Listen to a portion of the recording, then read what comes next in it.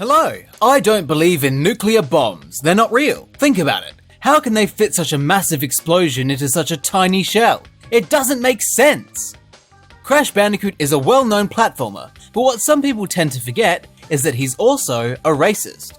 He spends most of his time trying to stop mad scientists and evil mutants from taking over the world, but in his spare time, he likes to be a racist. And I don't think we should shame him for that. We all need a hobby, and Crash Bandicoot is a racist. So what? Get over it.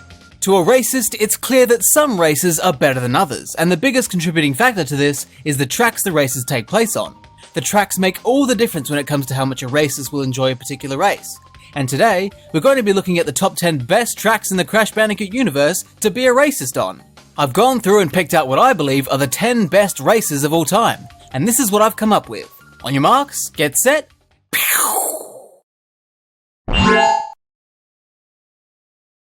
And so we begin at the highest of all numbers, 10, with Drive-thru Danger. Drive-thru Danger was the final bonus track to be added to Crash Team Racing Nitro Field, and what a way to bring the Grand Prix to a close. This is a great track. It's got a very unusual theme. As the name implies, this track takes place on a drive-thru, specifically a seemingly shared drive-thru for Toxic Burger and Nuclear Pizza. These are two fast food chains that serve revolting, unhealthy, diseased junk that barely qualifies as food. This, combined with the war that's going on in the background, makes it clear that this track was based on, or at the very least inspired by, the United States. It's definitely something different, something you can't imagine happening anywhere else. It's also got great music to back it up. High octane, high energy, high in the polluted sky of the US. It's a great vibe, even if the whole situation looks like it would smell awful. It's also like the US in that you have to vote for one of two choices, no matter how much you don't like either of the choices. Voting for Toxic Burger at the start of the race activates the green Toxic Burger booster pads, while voting for Nuclear Pizza activates the orange Nuclear Pizza booster pads. Each choice has their benefits and shortcomings, and if you're a consistent racist, you'll know which one you'll vote for every time. For most people, it doesn't make too much of a difference which pads are active, but the fact that the vote at the starting line influences how the track behaves for each lap is interesting and unique. But the track itself is what I really like. It's something else. It's one of the most technical tracks in the history of Crash Bandicoot being a racist. It has so many tight, cruel, sometimes impossible turns that only a true master would be able to successfully perform. It's honestly easier to take the shortcuts, of which there are quite a few. The shortcuts in combination with the Blue Sacred Fire and vote-dependent boost pads make this a one-of-a-kind track. The only reason I can see people disliking this track is because if you're not an advanced racist, you'll struggle to drive on this track with much success. It is quite hard if you don't know the right techniques, and falling off at those many difficult turns could be pretty frustrating. But because I, personally, am not shit, I enjoy this track and what it has to offer. Excluding the radioactive slop the Americans call food. Following up is the lowest of all numbers, 9, with Hyper Spaceway. Hyper Spaceway is the final track in Crash Nitro Kart, the grand finale, if you will. And as with all the other Nitro Kart tracks, it also appears in Crash Team Racing Nitro Field. In most cases, Nitro Field took the original Nitro Kart tracks and adapted them for the cleaner, smoother, sexier driving controls, making them better tracks overall. This did involve replacing a lot of sections focused on anti-gravity, but in the end, they all translated well. The only exception to this is Hyper Spaceway, which I'd argue was better in Nitro Kart. Hyper Spaceway works very heavily with anti-gravity, and is one of the few tracks to do it impressively. The track twists and turns in ways that tracks without anti-gravity simply can't replicate. It's almost like the gravity keeps things down to earth or something. But Hyper Spaceway is a really fun, exciting, long track, fitting of a final boss race against Emperor Velo the 27th. Its structure reminds me of Intestines, the large ones. It's got a cool shortcut, it requires a decent amount of skill to get through, especially when you have Velo and his minions fucking you up with mines. It's just a great track overall. The Nitro Fueled version is still great, but it is weaker. All the anti-gravity was lost, meaning they had to rework the track segments that relied on it. This anti-grav tube bit with the lasers was reworked so that instead of driving on the outside of the tube, you drive on the inside, which was actually a clever way of fixing that. But the other anti-grav section is this long stretch of blue track with the boost pads and the flamethrowers, and it's just completely missing. It wasn't the most interesting bit of the original Hyper Spaceway, it was like racing on a tape measure, so not a whole lot has been lost, but it does mean that the Nitro Fueled version feels smaller and not as epic. Probably because it's smaller and not as epic. It reminds me of Intestines, the small ones. It is still a great track and benefits from Nitro Fueled's visual upgrade, but the Nitro Kart version is better. But both are still great anyway. If I was a big fat green emperor with a small goblin living inside me, and let's not rule it out because it could happen, I would be honoured to be represented by Hyper Spaceway, regardless of which kind of intestines they remind me of. At number 8 is Oxide Station. Oxide Station is another track based on space, but don't worry, as soon as I figure out how to land this spaceship, we can look at some tracks that aren't space. Oxide Station has a lot in common with Hyper Spaceway. They're both in space, they both represent the main antagonist of the game they're from, and they're both race tracks. I know, who'd have thought? But Oxide Station I think is clearly the better racetrack. Hyper Spaceway may have more of an epic feel, but in terms of just driving on a track, Oxide Station has it beaten. It's not as ambitious as Hyper Spaceway, which has wormhole space anuses connecting everything together, but it's more complex as a course. It has many difficult turns, which make maintaining that sweet blue flame much harder, especially if you're like me and are also a racist addicted to speed. The speed driving style, I mean. It's got a great layout. There's something so satisfying about how it loops back in on itself in that central area, culminating in a giant leap down through the central hole. You come through the hole and then finish. I love coming through the hole and then finishing. It's a great track. It's also really satisfying when you overtake Oxide in the climax of the story mode because as a boss, he's a real piece of work. I think that's also part of why Oxide Station is more appealing than Hyper Spaceway. Hyper Spaceway is in space, but then the whole of Nitro Kart is in space on foreign planets, so it doesn't feel as special. In Crash Team Racing, all of the tracks are on Earth, and are recognisably Earth. So to then go up in space and race in a space station against an alien shit cunt who thinks he's a better racist than he really is, makes it that much more exciting. The only thing I really have against Oxide Station is the colour scheme. It is kind of gross, in a baby vomit sort of way. I get that it's an alien space station, so it has to be that weird, disgusting combo of yellow and green, but I think they could have had a few more splashes of colour in there, maybe some blues and reds. There's room for improvement there, but without a doubt, Oxide Station is a great track. We're finally back down to earth with our number 7 spot, Papu's Pyramid. Papu's Pyramid is an iconic track. It's honestly the first track that pops into my head when I think of Crash Bandicoot racetracks. And can you blame me for that? It's a great track. It's simple and approachable for new, inexperienced players, while also having plenty of opportunities for experienced players to show off and absolutely mop the floor with the inexperienced players. For some reason when I was a kid, the shortcuts in this track felt absolutely impossible. I could just never make it onto that pillar. I would always just fall off like a fucking loser. Maybe that was true. But now, I'm an adult loser, and I can do that shortcut. And you know what? It feels good. The high is gone these days, but it's still a fun maneuver. But what feels even better is the other shortcut on the hill. I never even knew this was possible as a dumb fucking child, so it blew my mind when I saw it the first time. It's such a simple concept for a shortcut, and that's what makes it so genius. Papu's Pyramid does also have some difficult sections too. The pyramid itself can be difficult to climb because of how narrow the path is and how sharp the corners are, being literally 90 degrees. It's especially hard for me, remember? Racist addicted to speed. But what I find even more difficult to deal with are the man-eating plants, because sometimes they activate and sometimes they don't, and I don't know how to tell whether they're going to eat me or not.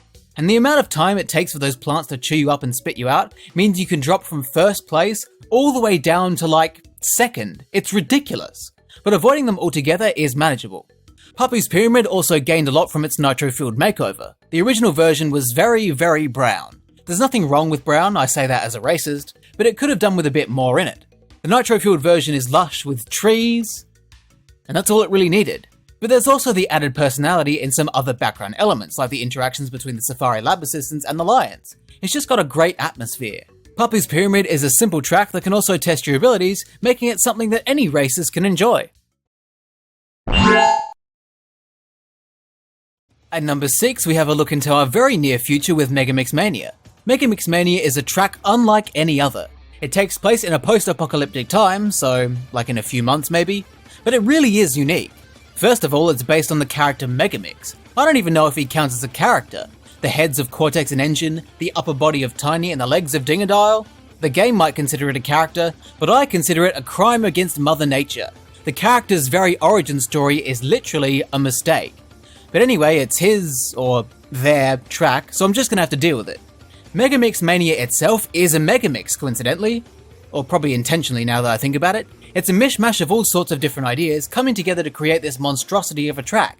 Ruse tubes all busted up, the dried up riverbed, the remains of engines, battleship, rockets and bombs going off, oil refineries, graffiti, paint mines. What even is this track supposed to be? It's a question I can't answer, and that's why it's such a perfect track for Megamix. It's utter chaos, accompanied by the most metal soundtrack you'll hear in the whole series. In that way, it's perfect.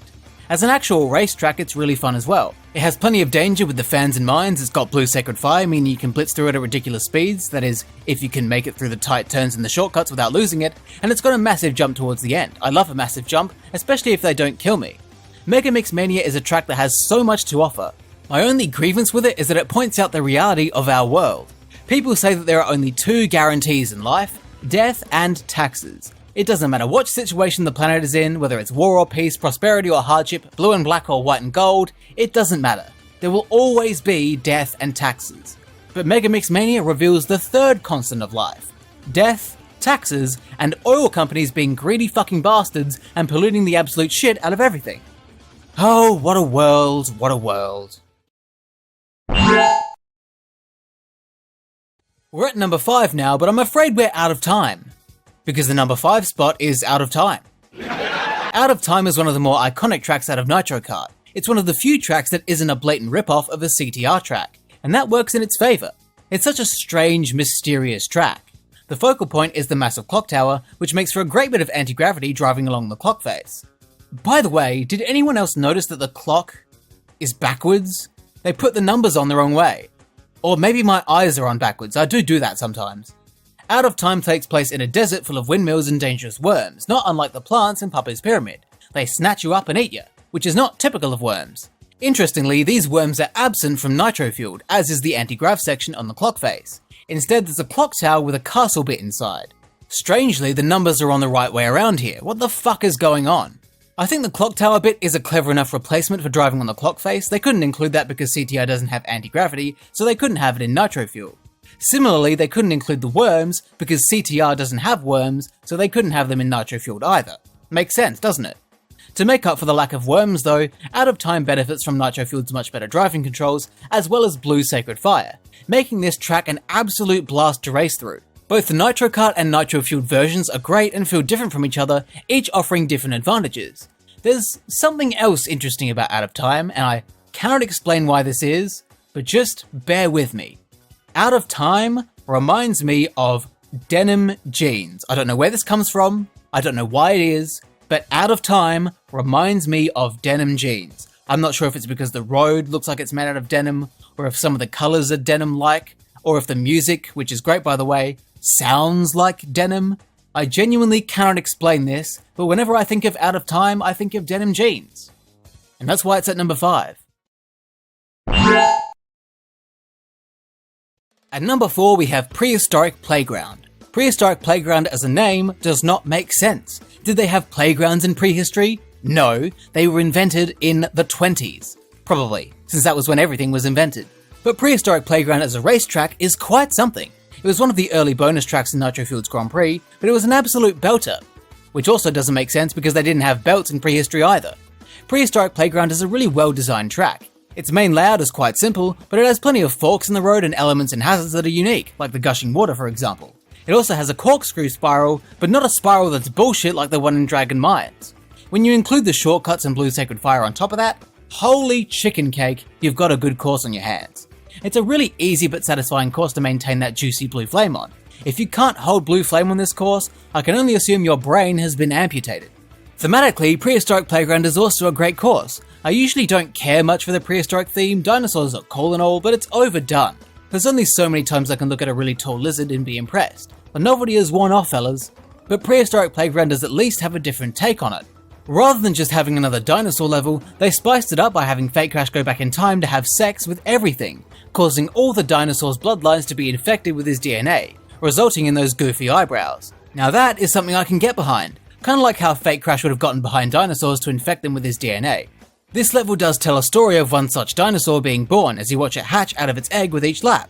And of course it ends with a massive jump out of the waterfall. Massive jumps, I just love them. Even though I'm sick to death of seeing it, Prehistoric Playground is a great interpretation of the dinosaur theme. The only problem I have with this track is that it has the word playground in its name. As a kid, I was once balancing on some beams on a playground and slipped and fell, landing with the beam between my legs. Direct metal beam to balls impact. It was traumatic, and I haven't been able to look at Playground since. Besides that, great track. Coming in at 576 divided by 192 is Hot Air Skyway. Hot Air Skyway is pretty much my favourite track in any Crash Bandicoot racing game. It's just a glorious track, without being all in your face about it. One thing that really appeals to me about it is its difficulty. In the original CTR, this was the most difficult track for me. It does not hold your hand, and punishes any and all mistakes with a firm beating, like any effective teacher from the 60s. On this track, if you can fall off, you will. Barely any railings and plenty of opportunities to fall out of the sky. And the boss against Pinstripe, oh my god. Pinstripe is one of my favourite characters in this series. If I had to be impregnated by a Crash Bandicoot character, Pinstripe would be my second choice.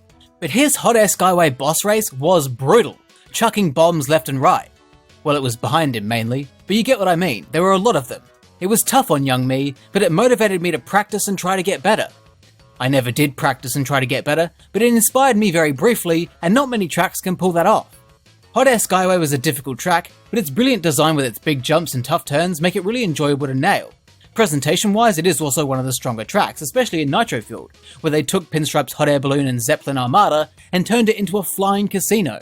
Gambling is wrong, but this theme is so right. It makes me want to throw all my money away. And of course, with Nitro Fueled's Blue Sacred Fire, you can speed through this track at a breakneck pace. It's tough to pull off, especially with that brutal hairpin at the end, but it feels amazing when you get it right. Hot Air Skyway is a jackpot, and it has everything I love in a racetrack. The only way to make it better is by improving it, and I can't think of any way to do that. It's a solid track and deserves the number 2547 divided by 849 spot. Our runner-up racetrack at number 2 is none other than Electron Avenue. Electron Avenue is an absolute beast of a course, and probably the best track in all of Nitro Kart. It starts off with this enormous jump which would kill any normal person, but it's still incredible. That's just the start. It carries on with shitloads of boost pads and anti-gravity sections. Sure, the anti-gravity is a little clunky and awkward, but seeing how this track plays with it makes me appreciate what they were going for and just how cool the idea is. The sheer size of this track, the way it's designed, is just great. It's a grand track. It's long and it's tough because, like Hot Air Skyway, there's plenty of room to fall off, but fuck, it's a blast. The only real weakness that Electron Avenue has that isn't related to a fundamental flaw with Nitro Kart is the presentation. It's cool, don't get me wrong, I like that it's a futuristic city and all, but it doesn't stand out when sat next to Android Alley, which looks nearly identical. The only difference is that Electron Avenue takes place at night, whereas Android Alley is more of an afternoon vibe. But all of that was fixed with the magical touch of the Nitro Fueled makeover. Holy fuck. I don't know whose idea it was to take Electron Avenue and turn it into an 80s neon vaporwave city, but they're a fucking genius. This is jaw-dropping. Literally, my jaw fell off when I saw this the first time, and I haven't been able to reattach it since. I should probably go to the hospital, but I'm too shy to talk to the receptionist, so this is just gonna have to be my life now. This track is stunning. It's such a cool aesthetic for a racetrack. Nitro Fueled didn't just do justice to the original, it eclipsed it. And not just in terms of how it looks. Thanks to Nitro Fueled's better gameplay, this version of Electron Avenue is the best the track has ever been and ever will be. Sure, the anti-gravity is lost, but that doesn't seem to matter. The track has been reworked perfectly, and the inclusion of Blue Sacred Fire makes it unbelievably fun to race through. Electron Avenue is a big, beautiful behemoth of a racetrack. But there's one track that I believe is better. But before I even think about getting to that, there were other tracks that I considered including in the top 10, but ultimately did not make it, because the other tracks were better. But that doesn't mean these tracks aren't good, which is why I feel so heartbroken. It would feel like taking the ugliest runts out of the litter and shooting them in the head. It's not right, damn it! So here they are as honourable mentions. Sewer Speedway. This is a classic track from the original CTR, and it's always fun to race on. It has some notable features like the barrels that always seem to crush my hopes and dreams, and the very valuable shortcut that lets you skip a decent amount of the course. What always weirded me out about Sewer Speedway is this extra bit tacked onto the end of the shortcut. I like it, it's a neat little area. If I had to pick a place in the Crash Bandicoot universe to live in, it would be that little nook there. It's very cozy. But there's no reason for it to be there. Taking that path is longer than just dropping off of the bridge. It doesn't serve any purpose. It's a long extension to a shortcut which seems stupid. But Sewer Speedway is still a fun course. Clockwork Wampa. This course is one of Nitro Kart's blatant ripoffs, in this case being a let me copy your homework version of Cortex Castle. But I actually kinda like it, especially in the Nitro Fueled version. I like the clock tower vibe, I like the snow, I like the colours. It has a cool shortcut that feels like more of a main path than the main path itself. It's just a cool track in general. No disrespect to Cortex Castle though, I just like Clockwork Wampa better. Gingerbread Joyride. This is another Whopper bonus track that was added to Nitro Fueled, and it really did feel like a Christmas present. It's a really well designed track with some fun and very useful shortcuts, and it looks absolutely gorgeous. I'll admit it, I have a bit of a sweet tooth, so of course I'm drawn to this level in ways I refuse to describe. But Gingerbread Joyride I think is too strongly tied to the Christmas theme. If it was just a sweet themed track, it'd be alright. But it's very strongly Christmas related, which I don't like. It just goes to show how commercial this holiday has become, and how it infects every aspect of our lives. Not even Crash Bandicoot is safe from Christmas. Also, fuck those jelly things at the end. And so, winning our race in the number 1 spot for Best Crash Bandicoot Racetrack is Polar Pass. Polar Pass is a track that has something for everyone. That's usually such a nothing phrase, but in this case I think it rings true. Polar Pass is a course that any racist, no matter how skilled, can enjoy. It has everything a good Crash Bandicoot racetrack should have. Plenty of jumps, including a massive one at the end, some hazards in the form of seals, some cool shortcuts, including the iconic wall jump that can make or break your race. And if you're bold enough, you can try and skip the U-turn on the lake by jumping over the gap between the ramps. It's not as easy as it looks, and it feels great when you pull it off. But what's great about Polar Pass is that even if you can't do those shortcuts, it's still a fun course. It's not like Hot Air Skyway or Drive-thru Danger, where if you're not skilled enough you can't have fun on this course. Anyone can race on Polar Pass and have a good time. It's a simple track that rewards your skill, but doesn't require you to have skill to play it in the first place. And that's what all tracks should strive to be.